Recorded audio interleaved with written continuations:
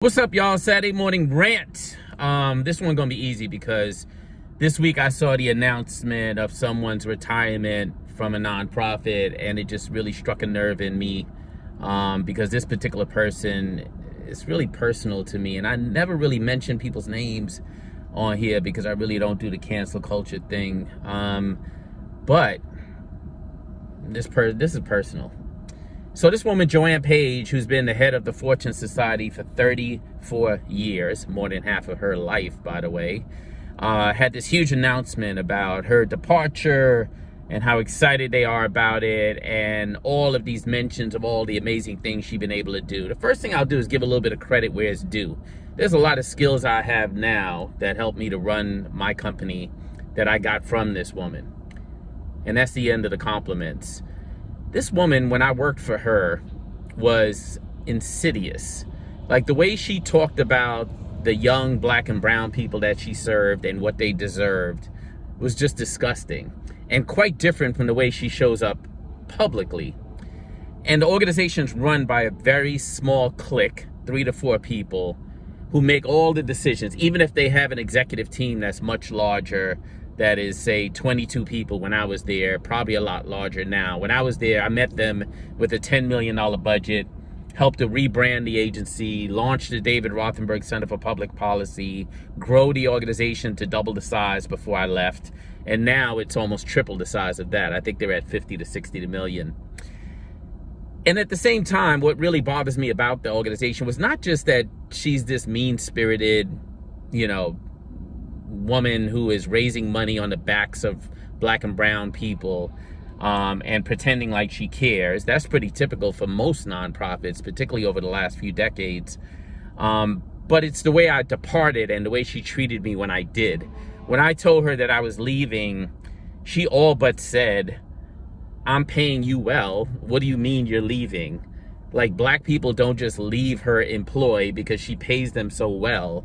Just because she has a small handful of lapdogs in place, she thinks that I was going to be one of them. And when I told her I had my own idea to launch an organization to invest in the leadership of other formerly incarcerated people, she clearly told me that she didn't think I'd be able to find other formerly incarcerated people who could lead the way I lead, as if I'm some exceptional person, as if I haven't been exposed to exceptional opportunities, as if I couldn't expose other formerly incarcerated people to exceptional opportunities. And then when I told her board chair at the time that I was leaving, she said, "Well, what do you mean leadership training for formerly incarcerated people? The most you can hope for them is to house them, feed them, and clothe them until the next time they get locked up." And that shouldn't have surprised me, because that really is the model, at least on the executive level, of that particular organization.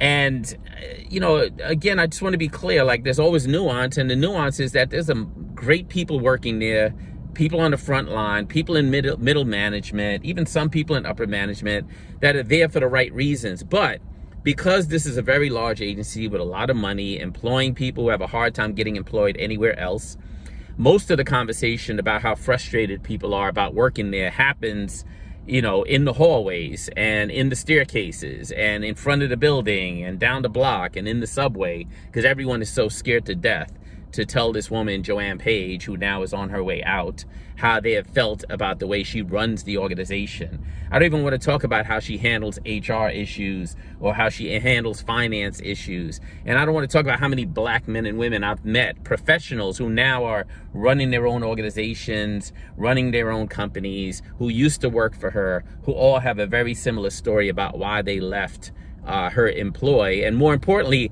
what she's done to try to harm them since then. Let's talk about that for a second. I now run a company that does relatively well. I employ formerly incarcerated people as grant managers, as folks who work on social media, comms, marketing, and so on. Just to, I always say we lock up America's best and brightest, and now those people are on my team.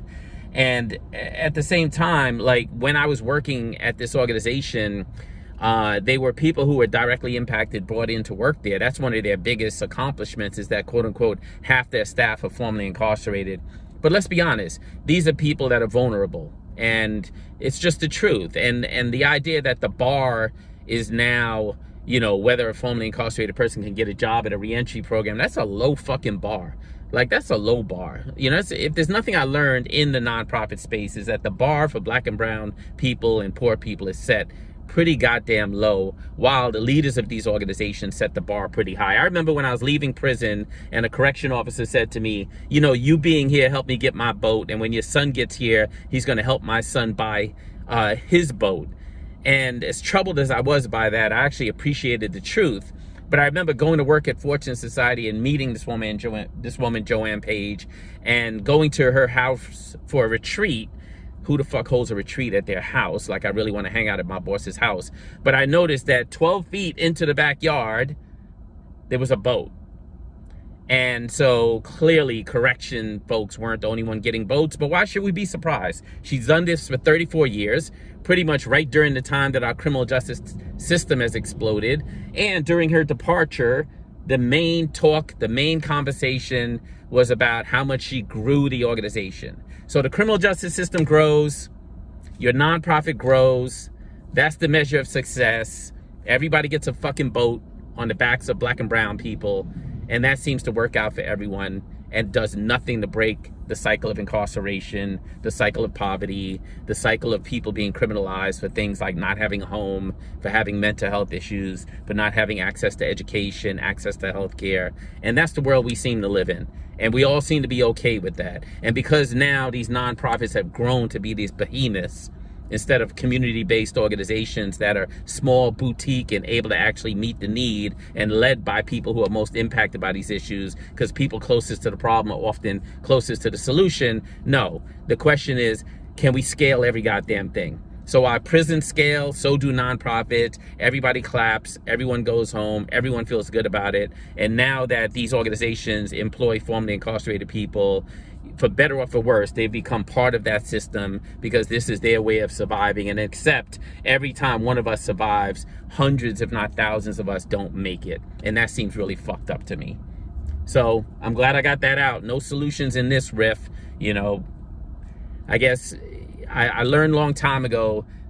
Matter of fact, when I left the Fortune Society, I think I walked away thinking to myself, like, why am I in this? Why am I doing this? Is this really going to lead to solutions? I'm not sure any one of us is going to help us hit a tipping point. But one thing I know is that you got to try to tip the scale in the direction of justice, not in the direction of growth, of scale, of resources, and definitely not in the direction of hurting black and brown people as you course through a 30-plus year career and then sail into retirement with a couple of homes, a boat, and probably a boatload of money behind it. I got that out. Folks, have a great weekend. Don't let anybody steal your rainbow. Peace.